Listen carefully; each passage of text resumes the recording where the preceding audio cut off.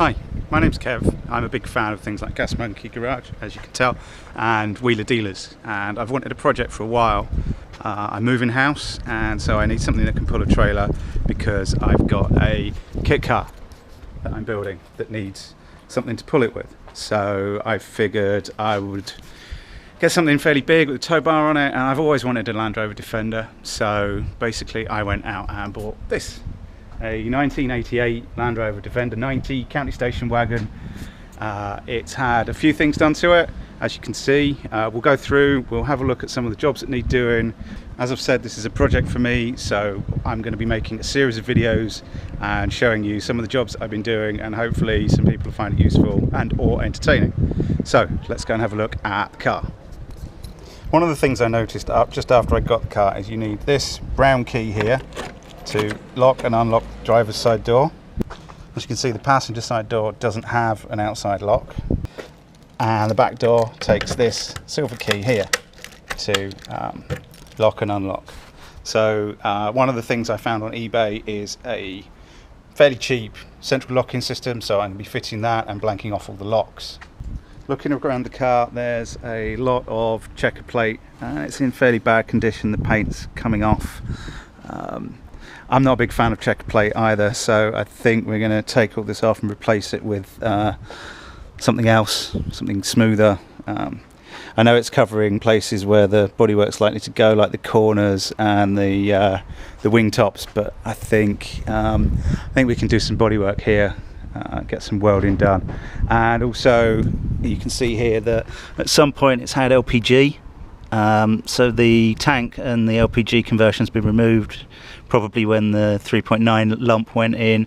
So we're going to take that out and we're going to fix up the bodywork. There's a horrible fix up here, or a patch from what was probably a rear spotlight. So that's going to need doing. Powder coating on the front bull bar, and the grills for the headlights have there's been some rust underneath, so the powder coat started peeling off. So we're going to have to fix that, and also you can see that this has had a bump somewhere, so we're going to need to straighten that out as well.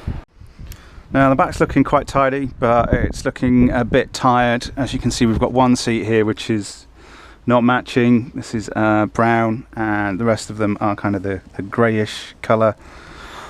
So we'll probably, I'm not sure whether yet I'm going to just recover these and get the bases resprayed, or whether we'll do something like putting in a couple of front facing seats in the back.